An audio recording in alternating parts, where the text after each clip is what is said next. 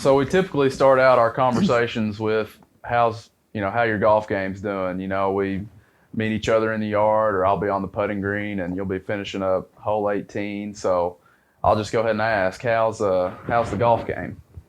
I'm actually improving. I've got some books here, and I've been looking at them and taking them seriously. Yeah. And I'm going back to the basics and having fun doing it. What is it about, because you're out there quite a bit, what is it about golf that keeps you coming back? That's a good question.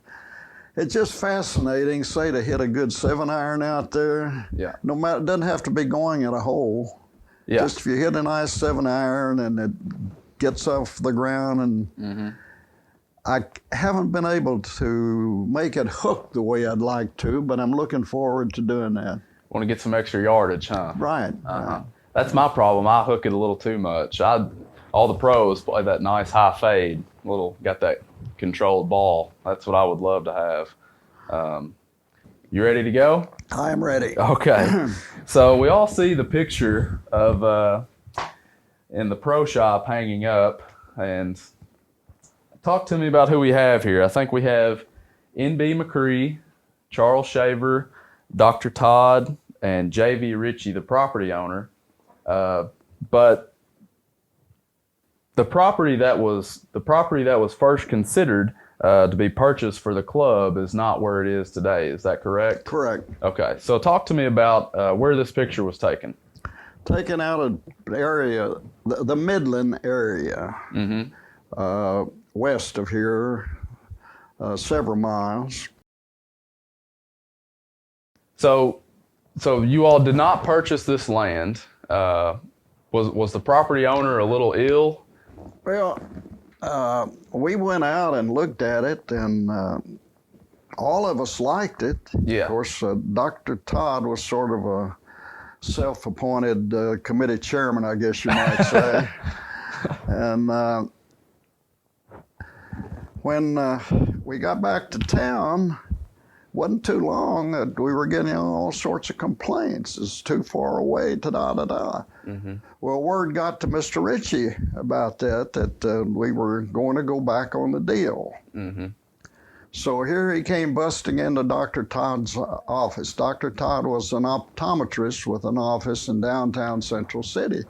He just went busting in and just saying all kind of things to Dr. Todd. I don't think he used any profanity, but he was highly upset.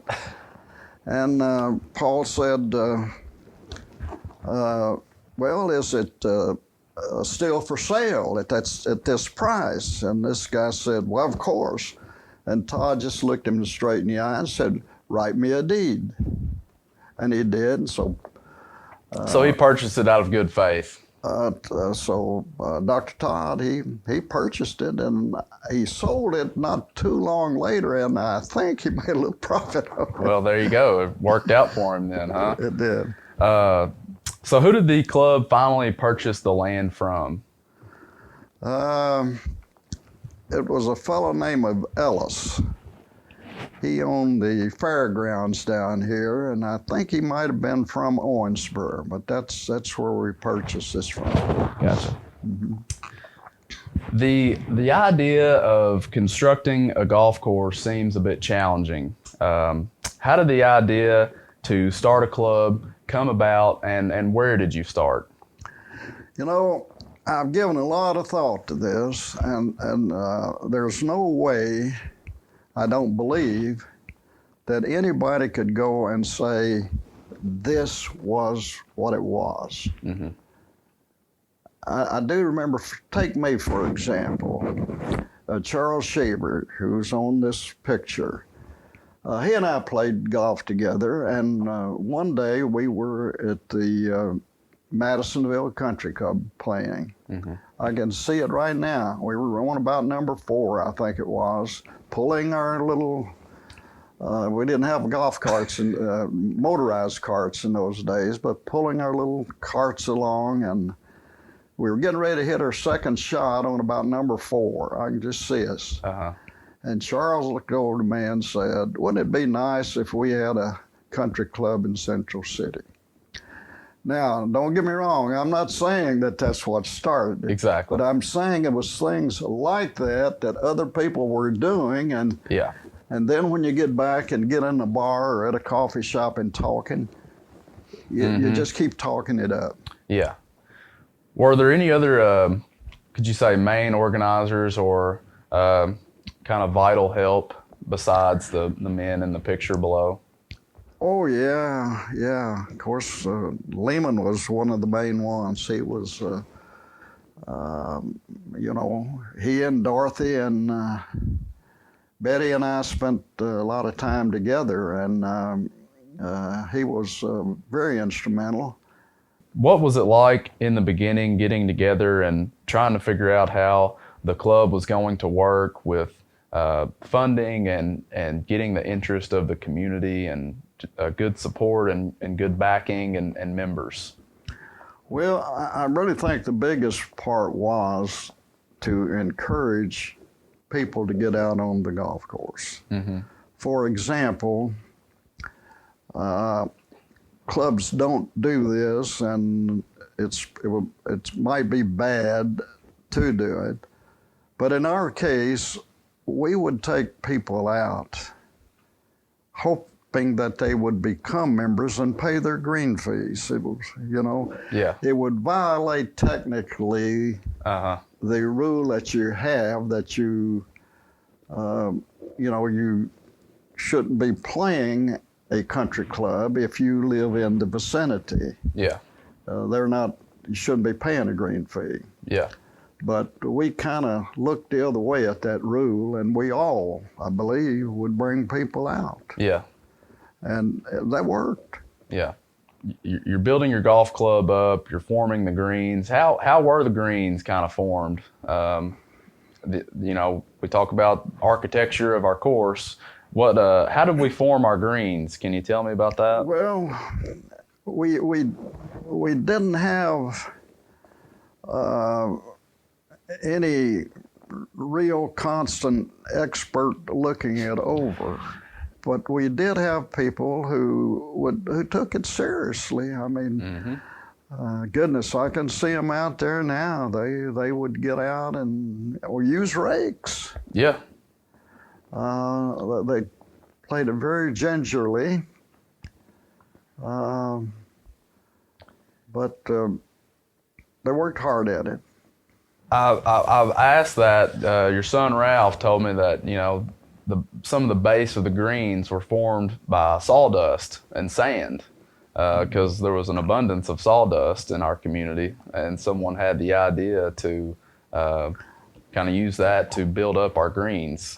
Well, there you had people like Marion Tinsley, Killer Dukes, and many, many others, but they would, I don't know where they would get them, but, Marvin Perry. Uh-huh. Marvin Perry lived right down here close to where I live here in the country club, but he was a big supporter, and he owned a sawmill up around Cleeton. Yep. And so the club members, Marion Tinsley and others would drive trucks, go up at Marvin's and get sawdust and bring it back. And there was always somebody there ready to take it off the truck and put it down. That's incredible to think of that, Ralph also wanted me to ask you a kind of a question. Did someone ever pull a gun on Mr. Tinsley for the improper borrowing of a wheelbarrow? Oh, we're on it's number 7. Uh-huh. I was over there. And I don't believe I was actually down in the dirt at the time, but I was standing up on the hill. And here came Marion and somebody else with some wheelbarrows and shovels and things are going to work on the green there. Uh-huh. Well, they hadn't got started till here came a fellow with a pistol. Oh, my. And he had come from Mr. Ellis's plays. Uh-huh. And it was about midday, but he acted like he was drunk. Came with a pistol and was very irritated. And of course, we all was kind of upset, but we let him have his wheelbarrow and he went back. Yeah. That was the end of it. So just kind of this flag here, my dad tells me that there aren't many more of these around, but what we have is the Central City Country Club, and this is, I believe, a piece of equipment, a digger from the Peabody Coal Company. Can you just talk about, Peabody's influence on the construction of our golf course to kind of begin? Well, this is one of my favorite stories. Dorothy and I and two of our children had just moved to, well, maybe months earlier, back to Muhlenberg County. Mm-hmm. And I was working, I was in the law firm of Jarvis, Cornett, Payton, and Paxton in Greenville. Mm-hmm. Dorothy and I lived in Central City, but I was in that law firm over there right next to the courthouse. And Peabody Coal Company happened to be one of our clients. Mm-hmm. So one day I'm in my office minding my own business, and Mr. Jarvis, our senior partner, who was from South Carrollton, lived in Central City, and then moved to Greenville. But Sam had Central City really as his favorite place in the world. So one day, I'm sitting in my office, minding my own business, and he comes in and says, "Bill, I want you to meet this fellow." And I said, "Fine." I go out. He said, "Bill Paxton, D. Hall." Mm-hmm. D. Hall didn't mean anything to me. We represented Peabody, but I hadn't got to the point where I represented that kind of client. Yeah. And nice to meet you, Mr. Hall. And Sam said, Mr. Hall wants to tell you something. So Mr. Hall said, just want to let you know that Peabody Coal Company is going to be moving some heavy equipment into your lot in Central City, into your golf course lot in Central City. And I said, "Is that right, Mr. Hall? When will we know for sure about it?" He said, "Son, I just told you." That's a true story. Wow. Sounds like a man that knows what he wants. Yeah. And he was going to get it. Right. What were the first few months of opening like here at the country club? Oh, I don't know that there's anything special about it. It wasn't people rushing out here. Uh-huh. You know, we had our usual players that were coming, but the biggest development I can remember is how it brought women into play. Mm-hmm. For example, I'm sure I missed it, but I do not remember the women golfers here. You know, I don't remember them ever going to places like the men did. Mm-hmm. Like we would go to Hopkinsville Country Club, the Bowling Green Country Club, the Owensboro Country Club, or some of their other courses. Yeah. We would go to all those places. But the women didn't really travel and play. So they were really, looking for it. Well, I know at some point during the 70s, you had to, after you were a certain age, or if you weren't a certain age, you had to play with an adult. And my dad and Ralph would play a lot of golf with some of the ladies. Mm-hmm. And Dad was very grateful and has fond memories of that. So just a few more questions here. How do you believe that the course has evolved over the years? I thought the people who laid out this golf course, this first 9, did an outstanding job. Mm-hmm. I really do. Yeah. But I also think that whoever designed the other 9 did a real good job in making you realize that it's a uniform course. In other words, you don't look out and this 9 looks so much different than the other 9. That's the thing that has really stood out to me. And I forgot who it was that designed it, but I'm sure they had a lot of help from other people in the club. But back to the Peabody Coal Company, how do you feel that tournament and their sponsorship helped the country club establish a regional reputation over the years? Well, I tell you, you said the right word there, regional. There just wasn't anybody else in the area that had that kind of financial help. That, you know, they did. I'm not going to go into any other things that they did, but they did other things. And, you know, they bought corporate executives to be members of this club and things like that after we became 18 holes. We talk about regional golf. You know, we have had in the past, we had Twin Oaks in Greenville. We had Sacramento Golf Course, Greenville Country Club, and there was even a golf course at Dogwood Lake, and we had Central City Country Club. So that was about 5 golf courses in a community of 32,000 people. What do you think that has contributed to the Central City Country Club that has allowed us to kind of stand the test of time? Well, one thing that comes to mind real quick, all of us were quite willing to set up foursomes that included these people. In other words, if somebody came in here and he played a round of golf, you know, word got around. Yeah. And so it was, we weren't standoffish. Yeah. Yeah, welcoming. The members of this club were welcoming because, you know, particularly during the early stages, because we remembered what we had to do to get what we had. Yeah. And we were all interested in having it bigger and better. Of course. I think that, you know, as far as having guests or, you know, sharing our club with others, I think that because of what this club means to you and I and others alike, you know, I take pride in that. I want the people to experience and be here and share that. So I would agree with you there. And I also, I really believe this.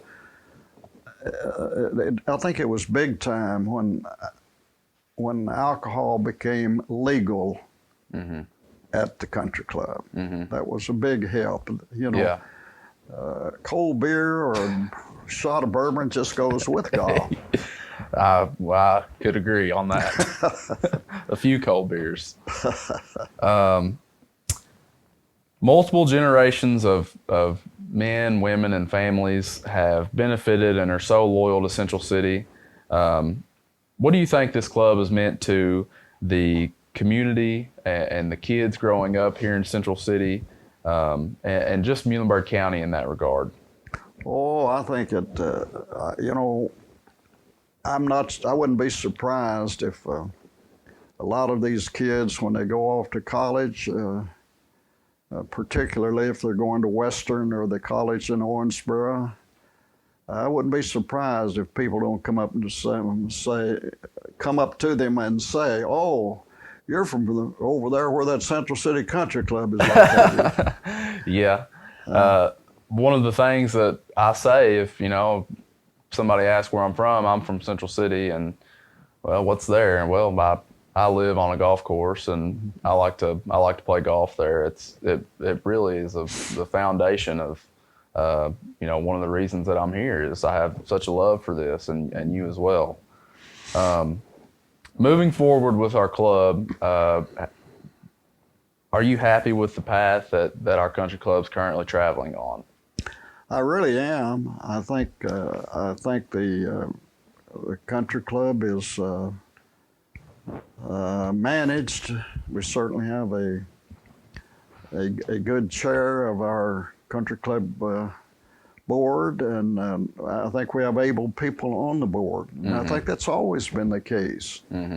And we've had, and one of the things that we have that you don't see on a lot of these things, you tend to see a group become board members, and for some reason or other want to stay and stay and stay. Well, those people are not going to do you any good. Yeah. I mean, you need change, you need new blood, and we've always had it. Yeah. I mean, just to kind of close us up here, there was something that I wanted to ask. You know, Dr. Todd is such a, you know, is the club's first. You said self-appointed chairman, you say, but the club's first president. When you think of Dr. Todd and who he was, what comes to mind?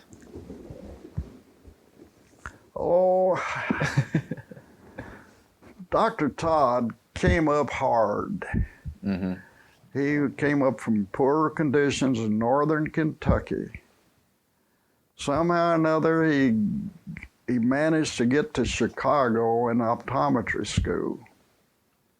And then he came into Central City. I'm sure it would have been a 20-year-old car he was driving, but he was very aggressive, very bright, very religious. Dr. Todd would never drink a beer, but he would not get up from the table where he and I were eating. When I ordered a beer, he would, you know, he had sense. Yeah. And he was just a marvelous fellow. He and I played a lot of golf together. And Did you guys go to Augusta National a time or two? oh yeah, well, you know, yeah. Matter of fact, I got to tell this. I guess the first time I went with him to Augusta, how'd you find out about that? Well, I knew that Dr. Todd had tickets, you know, every year, which I think he's passed down to his granddaughter. Yeah, but I didn't realize that it required me to be sleeping in the same bed with him. But he had a deal with a owner of a house, lived in walking distance of the golf course. Wow. And it did call for a little closeness, but matter of fact, he made his tickets available to me even when he got to where he couldn't go. Yeah. And I guess his daughter has the tickets now, but yeah, he had 2 tickets. So last question, similar for Leamon, similar for Granddad. When you think of Leamon, what do you think about? What comes to mind?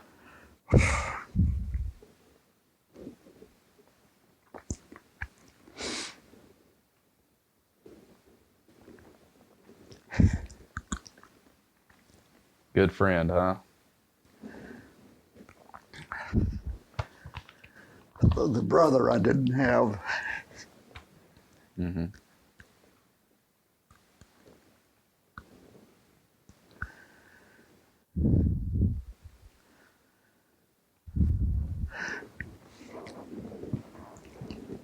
I don't know how much golf he and I played, how much Betty and Dorothy and I traveled. I know where we were when the building in New York, the Twin Towers on 9/11. I do remember where we were then. But those are the kinds of things that